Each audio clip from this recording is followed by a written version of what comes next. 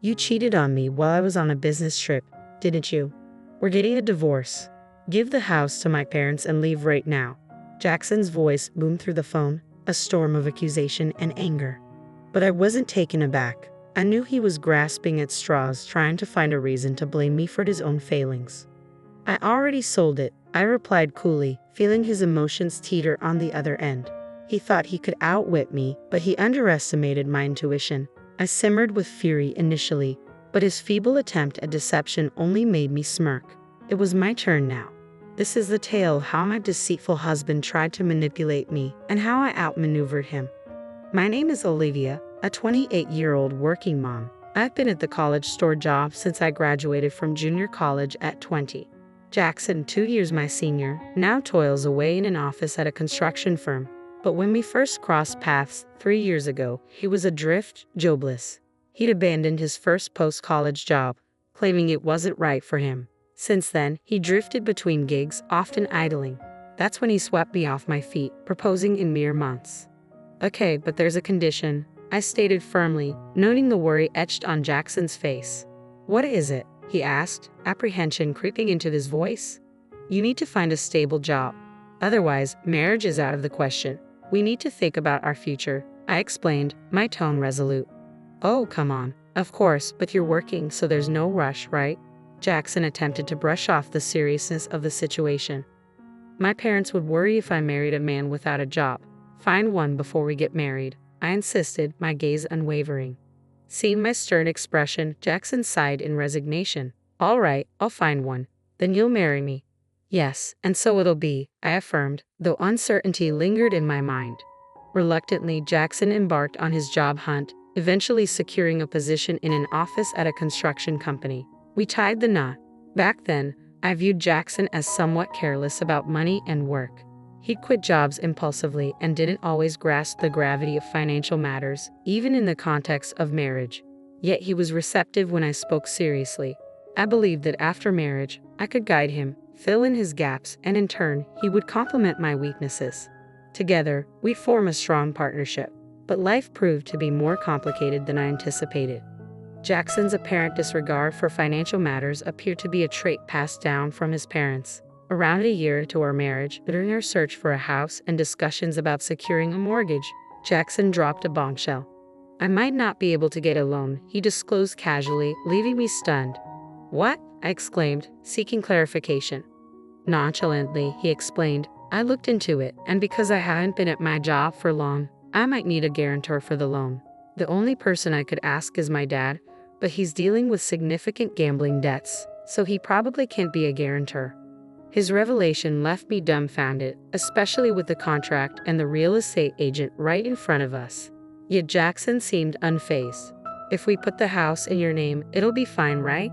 You've been at your job forever, so you can get the loan. We'll both pay it off. It's just a formality, he suggested casually. That's not the point. Why didn't you discuss this with me? This is a big deal for me too. I'm not even prepared with the paperwork, I retorted, frustration bubbling within me. Though he apologized, his contrition felt hollow, lacking sincerity. Despite my urge to argue, I refrained from escalating the situation, considering the already prepared contract and the presence of the agent. Reluctantly, I hastily gathered the necessary documents, such as my income statement, for the loan application. In a spur-of-the-moment decision, I impulsively bought the house under my name.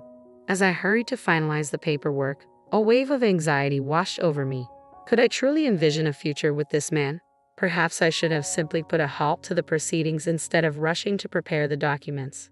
Adding to my mounting anxiety was the looming issue with my in-laws. The other day, I had a talk with Dad. Jackson began one evening. He mentioned that he might lose the house due to the debts I mentioned earlier. He's considering moving in with us. That's all right, isn't it? What? Why would you even consider that? I responded sharply, hoping to convey the seriousness of the situation, but Jackson seemed unfazed. Well, he's in a tough spot. My brother is single, but he's working overseas. I'm Dad's only option. Shouldn't we discuss this properly? Maybe he can stay with us temporarily until he finds another place, but committing to having him live with us permanently is a major decision, Jackson reasoned, his expression troubled. You're just trying to avoid the issue. If he stays, we can split the living expenses. You're always complaining about money, he countered.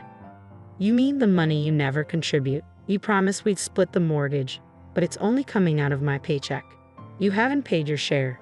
In marriage, finances are shared. It's not just your money, it's ours.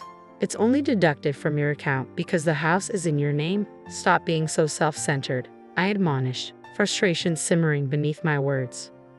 My frustration boiled over, and I raised my voice, demanding answers. Jackson's response was simply, "I hate talking about money," before abruptly leaving the room. These clashes became all too common, with Jackson consistently brushing off my concerns and retreating, leaving issues unresolved. Yet despite his aversion to discussing finances, Jackson wasn't entirely idle when it came to his family's predicaments. His role in construction site administration brought him into frequent contact with real estate contracts, leading him to consult a specific agency about the potential sale of his family home and the steps involved in securing the best deal. I've been considering selling the house for a good price, but I'm unsure about the process. What steps should I take if I decide to sell down the line? This topic was a recurring theme in our conversations. It was somewhat reassuring to know that I wasn't alone in contemplating these matters. However, the persistent notion of his family living with us post-sale always lingered in the back of my mind, causing unease. Jackson started holding meetings with real estate agencies and my parents-in-law behind my back, and his weekends away from home became more frequent. Eventually, he had to embark on a business trip that would keep him away for several months. The project required him to stay near the construction site until its completion. At the time, I didn't realize it, but the power struggle between us had already commenced. A few days after Jackson's departure, I decided to treat myself to tea after a shopping trip. As I entered the cafe, I was greeted by a familiar face. Recollecting past encounters, I recognized him as someone Jackson had once brought home. He worked at a real estate company, and Jackson had mentioned him as Samuel, a young employee who was relatively new to the company with less than a year under his belt. "Oh, hello. You've been to our house before, right?" I greeted him with a hint of recognition. "Yes, I apologize for dropping by unannounced and even staying for a meal." "My apologies," Samuel replied sheepishly. "No worries. I should have been more hospitable," I assured him, gesturing for us to sit down and have tea together. Samuel proved to be very friendly and surprisingly sensible, especially considering his youth. We engaged in pleasant conversation over tea before parting ways. At that moment, I could have fathomed what would follow. Little did I know, this seemingly innocuous encounter would later be twisted into an accusation of infidelity. It happened when Jackson confronted me. "You cheated on me while I was away, didn't you? We're getting a divorce. Give the house to my parents and leave now." His words hit me like a bolt of lightning. The first thought that crossed my mind was disbelief. Could it be true? Had Jackson spread rumors about me cheating, all to justify a divorce? The shocking revelation came from an unexpected source. Samuel, the very man Jackson falsely accused me of having an affair with. The day after our tea, Samuel showed up at my doorstep unannounced. I apologized for the sudden visit. "About yesterday, Jackson asked me to get close to you," he confessed, his words catching me off guard. Shocked and confused, I invited him inside and listened intently as he unraveled his tale. Jackson had orchestrated a deceitful plan to frame me for cheating in order to expedite a divorce. He had enlisted Samuel to manufacture evidence against me. There were two underlying motives behind Jackson's scheme. Firstly, he coveted our house and sought to wrest it from my possession. Concerned about his parents' property, he believed it would be simpler to reside there with them. However, my objection to the arrangement thwarted his plan, leading him to concoct a scheme to evict me and claim the house for himself.